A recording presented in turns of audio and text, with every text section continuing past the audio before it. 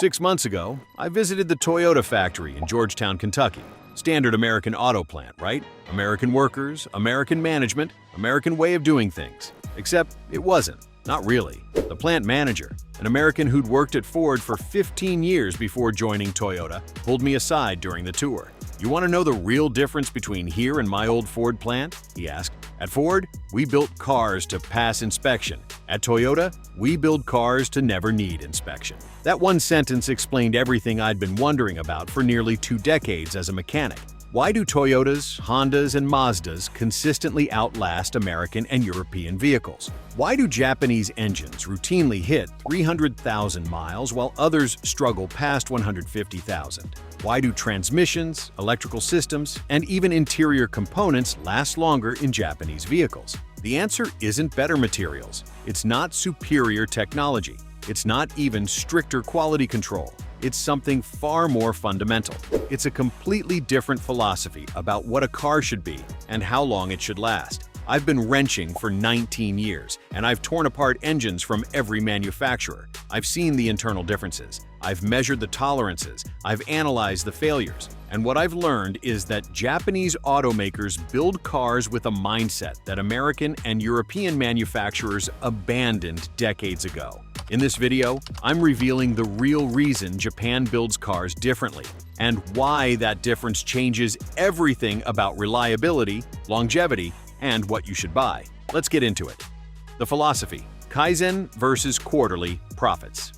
Before we talk about nuts and bolts, you need to understand the fundamental philosophical difference between Japanese and Western automakers. American and European car companies answer to shareholders. Every quarter, executives stand in front of investors and justify their decisions based on profit margins, stock prices, and quarterly earnings. The goal is to maximize short-term financial performance. Japanese automakers follow a principle called Kaizen, which translates to continuous improvement. The goal isn't to maximize this quarter's profits. The goal is to make a slightly better car this year than last year and an even better car next year. Here's how this plays out in practice. When an American automaker finds a way to save $5 per car by using a cheaper part, they implement it immediately. $5 times a million cars equals $5 million in savings this quarter. Stock price goes up. When a Japanese automaker considers the same change, they ask different questions. Will this part last as long as the original? Will it cause warranty claims?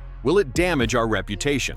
If the answer to any of these is yes, they don't make the change, regardless of the cost savings. This isn't theoretical. I've seen this exact scenario play out. In 2013, Ford switched to a cheaper plastic oil pan on the EcoBoost engines to save $8 per vehicle. Those plastic pans crack from road debris and heat cycling. I've replaced dozens of them. The cost to the customer? $400 to $600 each time. That same year, Toyota considered switching from metal to composite oil pans on the 2.5-liter engine. But internal testing showed the composite pans had a slightly higher failure rate at high mileage. Toyota kept the metal pans. To this day, those metal pans virtually never fail. Same decision, different philosophy, different outcome. This pattern repeats across every component in every vehicle. Japanese automakers optimize for long-term durability. American and European automakers optimize for short-term cost reduction. The engineering: overbuilt versus optimized. Here's where the philosophical difference becomes physical reality. American and European engineers design components to meet specifications with minimal margin.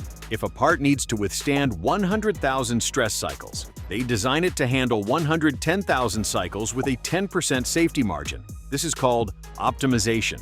It reduces weight, cost, and material usage. Japanese engineers design components to exceed specifications by massive margins. If a part needs to withstand 100,000 cycles, they design it for 200,000 or 300,000 cycles. This is called over-engineering.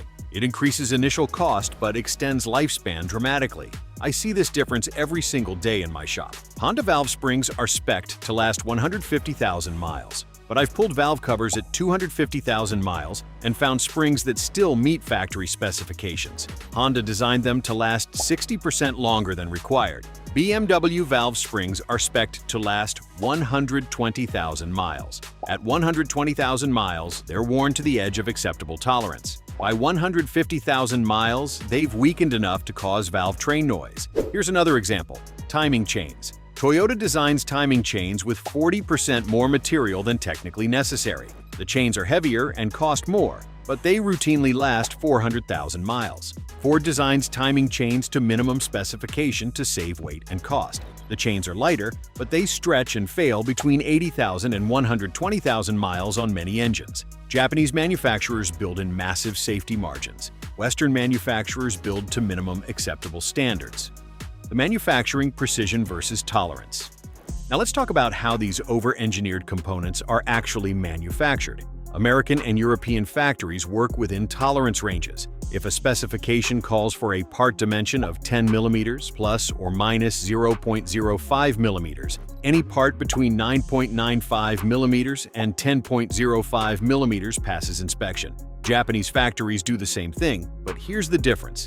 They aim for dead center of the tolerance range, not just within it. At a Toyota plant, if the specification is 10 mm plus or minus 0.05 mm, the target is exactly 10.00 mm. Parts that measure 9.96 mm or 10.04 mm technically pass, but they're flagged for process improvement. The goal is to eliminate variation entirely. Why does this matter? Because when you assemble thousands of parts, those tiny variations compound. If every part is at the loose end of tolerance, the final assembly has significant variation. That variation shows up as rattles, leaks, premature wear, and reduced lifespan. When every part is manufactured to the center of tolerance, the final assembly is more precise. Tighter fits, better seals, less wear, longer life. I've measured this directly. A Honda CVT transmission with 100,000 miles shows bearing clearances within 0.001 inches of factory specification. A Nissan CVT transmission with 100,000 miles shows bearing clearances that have increased by 0.003 to 0.005 inches due to wear.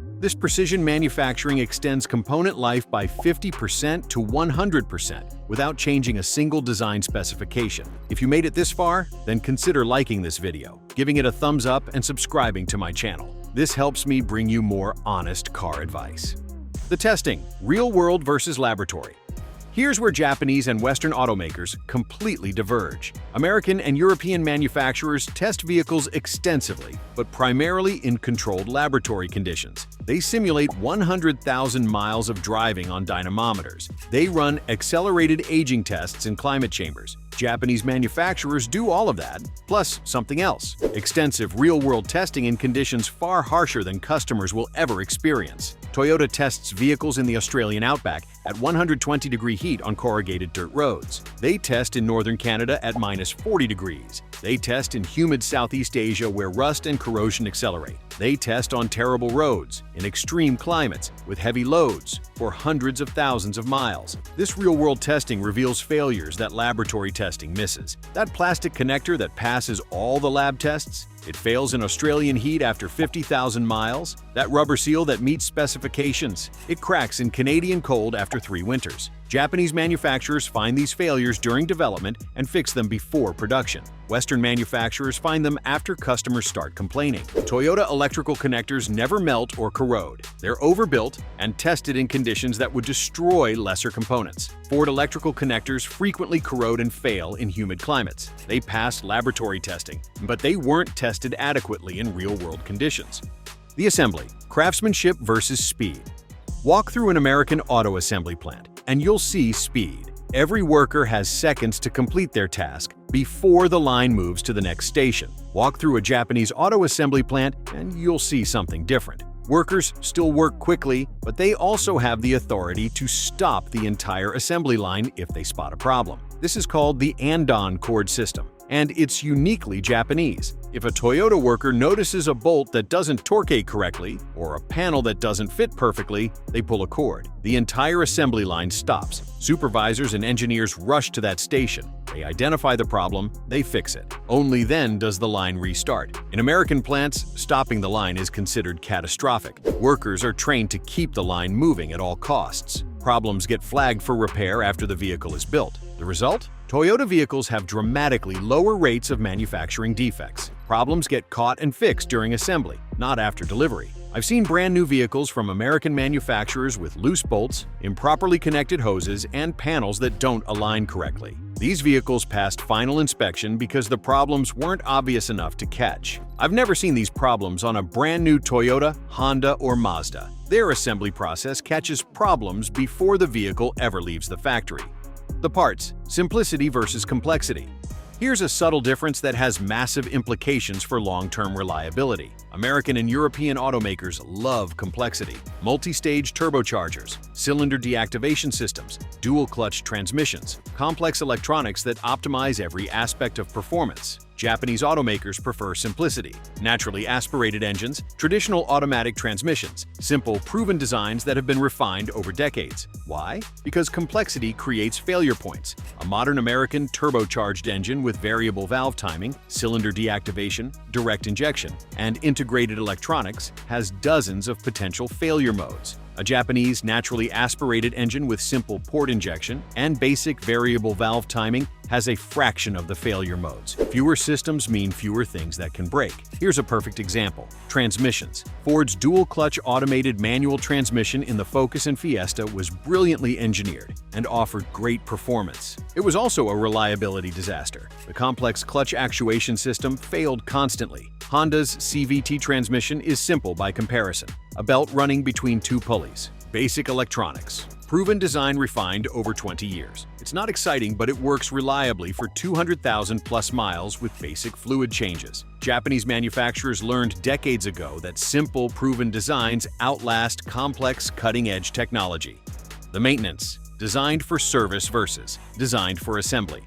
Here's something most people never consider. Japanese vehicles are designed to be maintained. American and European vehicles are designed to be assembled quickly. Open the hood of a Toyota Camry. The oil filter is accessible from the top. The spark plugs are easily reached. The air filter takes 30 seconds to replace. Routine maintenance is simple. Open the hood of a modern Ford or Chevy. The oil filter requires removing a panel. Spark plugs are buried under the intake manifold. The air filter requires removing multiple clips and housings. Why the difference? Because Japanese engineers know that if maintenance is difficult, people won't do it. And if people don't do maintenance, components fail prematurely. So they design vehicles where oil changes, filter replacements, and fluid checks are easy. They position components for accessibility, not just for assembly efficiency. The result? Japanese vehicles get maintained more consistently because the work is easier and cheaper. Better maintenance means longer life.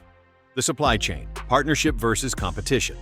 Finally, here's a difference most people never see: how automakers work with parts suppliers. American and European automakers treat suppliers as vendors. They send out specifications, collect bids, and choose the cheapest supplier. If a supplier raises prices, they switch to a cheaper competitor. Japanese automakers treat suppliers as partners. Toyota works with the same suppliers for decades. They help suppliers improve processes, invest in supplier facilities, and share profits when improvements are made. Why does this matter? Because long-term supplier relationships create quality incentives. A supplier that knows they'll work with Toyota for 20 years has incentive to invest in quality improvements. The result is higher quality components throughout the entire vehicle. Denso makes electrical components exclusively for Toyota vehicles. They've worked together for over 50 years. The quality is exceptional because both companies benefit from long-term reliability. American automakers source electrical components from whoever bids lowest. Supplier relationships change every few years. Quality is inconsistent because there's no long-term partnership incentive. What this means for you. All of these differences, philosophical, engineering, manufacturing, assembly, design, and supply chain, compound into one simple outcome. Japanese vehicles last longer with less maintenance and fewer problems than American or European vehicles. This isn't opinion. It's measurable reality that I see every single day. The average Toyota reaches 200,000 miles with routine maintenance only. The average American vehicle needs significant repairs by 150,000 miles. Japanese vehicles retain higher resale value because the market knows they're more reliable. American vehicles depreciate faster because buyers know they're riskier. Japanese manufacturers build vehicles to last 20-plus years. American and European manufacturers build vehicles to last through the warranty period. If you want a vehicle that runs reliably for 300,000-plus miles with minimal hassle, buy Japanese. If you want cutting-edge technology and don't plan to keep the vehicle past 100,000 miles, other options might work. But if longevity, reliability, and low total cost of ownership matter to you, Japanese engineering philosophy wins every single time. That's not marketing, that's physics, metallurgy, and manufacturing reality. If you found these tips helpful, be sure to watch this next video, as I'm sharing insider tips to help you cut repair costs and keep your car running like new.